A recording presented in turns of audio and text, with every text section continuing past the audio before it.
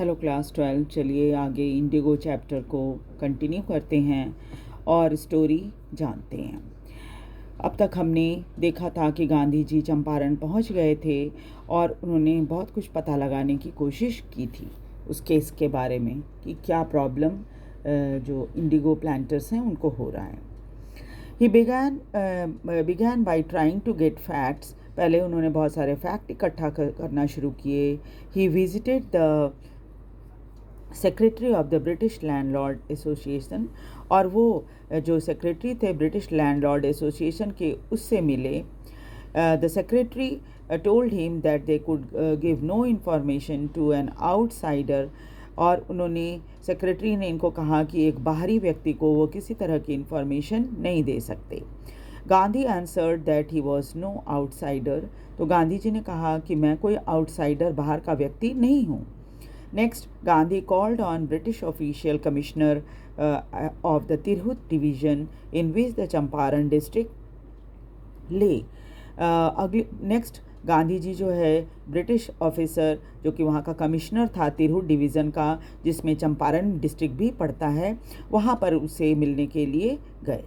The commissioner Gandhi report. Gandhi ji बताते हैं कि कमिश्नर ने कहा प्रोसीडेड टू बुली मी। पहले तो उन्होंने गांधी जी को धमकाया। Advised me forthwith to leave Tirhut, और सलाह दी कि वो तिरहुत को जिस डिवीज़न के अंदर ये चंपारण पड़ता है उसको छोड़कर चले जाएं। Gandhi did not leave. Gandhi ji वहाँ से नहीं गए। Instead he proceeded to Motihari, बल्कि और वो मोतिहारी मुजफ्फरपुर के पास ही एक शहर है मोतिहारी, वहाँ चले गए। The capital of Champaran. उस समय मोतिहारी चंपारण का कैपिटल होता था। Several lawyers accompanied him. इनके साथ बहुत सारे वकील भी थे। At the railway station. जब ये रेलवे स्टेशन पहुँचे, a vast multitude greeted Gandhi. वहाँ पर बहुत बड़ी भीड़ इकट्ठा हो गई थी जो गांधी जी को वेलकम करने के लिए आई थी। He went to the house. वो एक घर में गए and using it as headquarter, और उस घर को हेड क्वार्टर के रूप में उन्होंने इस्तेमाल किया। कंटिन्यूड हिज इन्वेस्टिगेशन, और वहाँ पर ये पूरी जानकारी इकट्ठा करते रहे। A report came to that a peasant had been maltreated in the nearby village। उस समय गांधी जी को एक बात पता चली कि वहाँ पर कोई किसान है जिसके साथ पास के गांव में रहता है और उसके साथ बुरा व्यवहार किया गया है। Gandhi decided to go and see. तो गांधी जी ने डिसाइड किया कि वो जाकर देखेंगे क्या बात है। The next morning he started out on the back of an elephant, और अगली सुबह वो एक हाथी के पर सवारी करके गांव की तरफ चल दिए। He had not proceeded far when the police superintendent's messenger overtook him and ordered him to return to town. और तब अभी वो बहुत ज़्यादा दूर गए ही नहीं थे कि पुलिस का सुपरिटेंडेंट का एक मैसेंजर जो था वो उनसे आगे, मतलब ओवरटेक करते हैं ना, ओवरटेक कर लिया उनको, हाथी को जिस पे वो बैठे हुए थे, और उनसे कहा कि तुम शहर तुरंत वापस चले जाओ। अपनी गाड़ी में बिठाकर वो गांधी जी को शहर लाना चाह रहा था। गांधी जी ने कहा ठीक है। The messenger drove Gandhi home.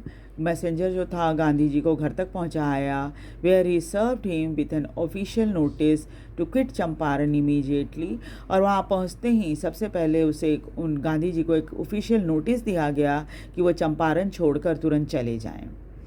Gandhi signed a receipt for the notice. Gandhi ji ने सरकारी नोटिस थी तो स्वाभाविक है उसको रिसीव तो कर लिया।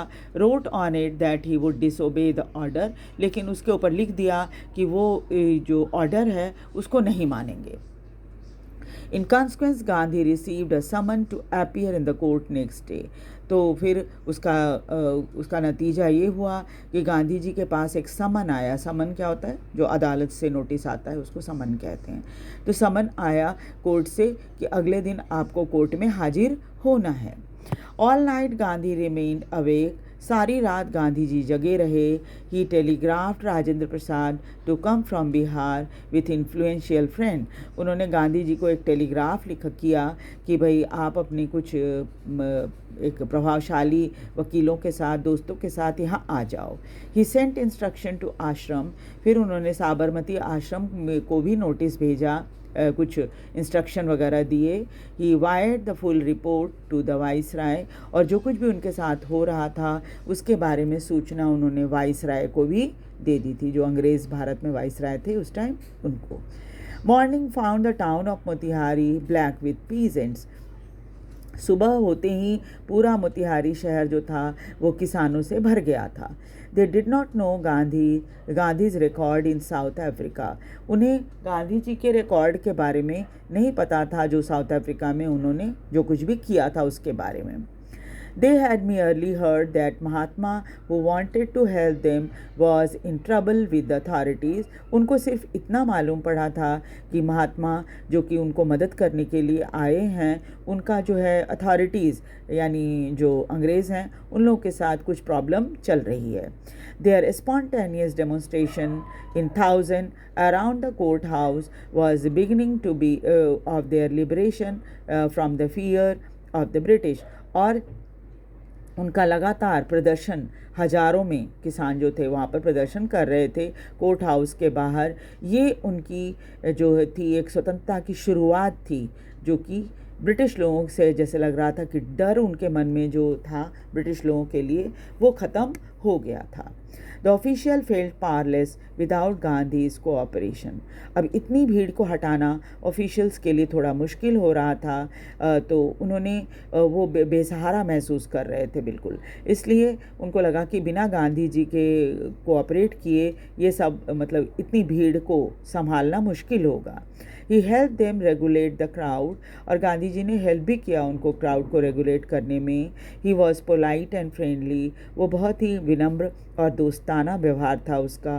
ही was giving them concrete proof that there might hitherto dreaded and unquestioned could be challenged by Indians।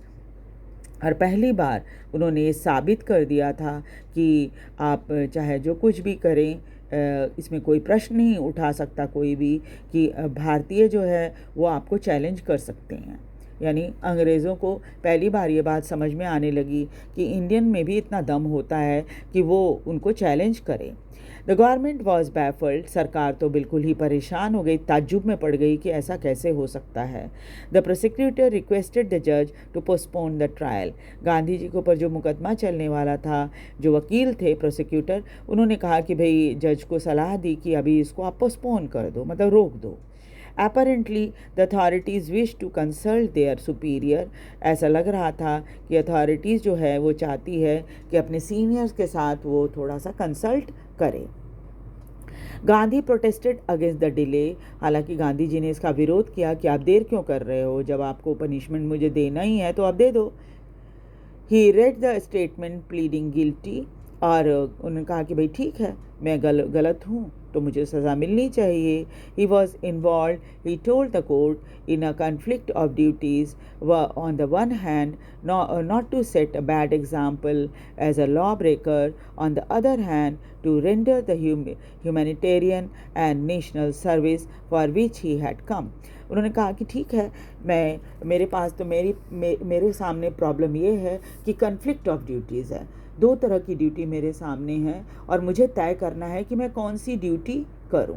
एक तो ड्यूटी ये है कि भाई मैंने कानून तोड़ दिया तो एक बुरे व्यक्ति के रूप में मेरी इमेज बनेगी कि ये कानून को तोड़ते हैं। दूसरा ये है कि मेरा एक जो मानवता वाला और राष्ट्र का की जो सर्विस है वो है कि इन किसानों की मदद करना। तो असल में तो वो इसी के लिए यहाँ आए हैं, यानी कि मानवता के नाते वो इन किसानों को मदद करना चाहते हैं। तो पहले तो इनकी ये सर्विस होगी, बाद में आप लॉ ब्रेकर आप देखते रहो, है ना। He disregarded the order to leave. और बार बार वो सरकार जो उनको बार बार अंग्रेज़ सरकार कह रही थी कि आप यहाँ से छोड़ के जाओ, वो बार बार मना कर रहे थे कि मैं नहीं जाऊँगा। not for a want of respect for lawful authority, but in obedience to the higher law of our being, the voice of conscience, he asked the penalty due. उन्होंने कहा कि मैं ये नहीं करना चाहता कि भाई जो अथॉरिटी है वो मुझे एक लॉ ब्रेकर के रूप में समझे, बल्कि उससे ऊंचा भी एक कानून है, उसको मैं मानना चाहता हूँ। वो है मेरे मन का जो कॉन्शियंस है वो कह रहा है। कॉन्शियंस क्या कह रहा है कि इन गरीब बेसहारा किसानों की मदद करो, और इसके बदले में आप कोई अगर पेनल्टी लगाना चाहते हो मेरे ऊपर तो आप लगा दो, यानी कि सज़ा के तौर पे कुछ आप देना चाहते हो, पनिशमेंट देना चाहते हो, फाइन लगाना चाहते हो तो आप लगा सकते हो। The magistrate announced that he would pronounce sentence after 2 hours recess. तो मजिस्ट्रेट ने तुरंत अनाउंस किया कि भाई मैं तो जो भी सज़ा देनी है 2 घंटे का रिसेस होता है उसके बाद दूंगा। Ask Gandhi to furnish bail for 120 minutes, और 2 घंटे का जो बेल होता है उसका पैसा भरने के लिए गांधी जी को कहा गया।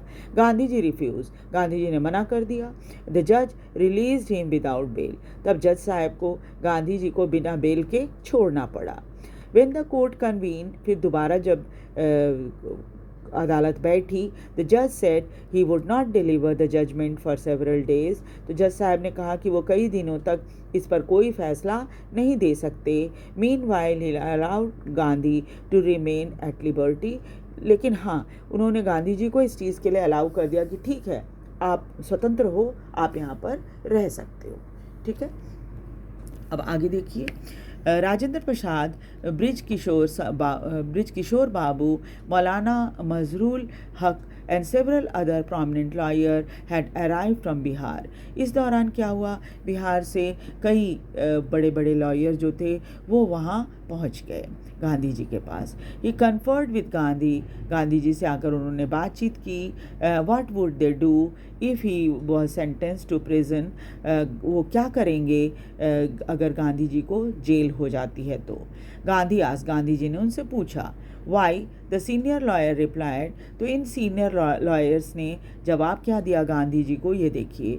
दे had come to advise and help him, वो तो उनको गांधी जी को सलाह देने के लिए और मदद करने के लिए आए हैं। If he went to jail there would be nobody to advise and they would go home, तो उनका कि अगर गांधी जी जेल चले गए तो फिर तो किसी को कोई एडवाइस देने के लिए रहेगा ही नहीं, किसको हम एडवाइस देंगे, है ना। आप जेल चले जाओगे तो फिर एडवाइस देने के लिए तो कोई और बचेगा नहीं, तो फिर वो अपने घर वापस चले जाएंगे। तो नेक्स्ट क्लास में हम आगे की स्टोरी पढ़ेंगे। प्लीज़ इसे वीडियो को लाइक और सब्सक्राइब ज़रूर कर दीजिए, शेयर भी कर दीजिए ताकि दूसरे लोग भी इसका फ़ायदा उठा सकें। Thank you very much.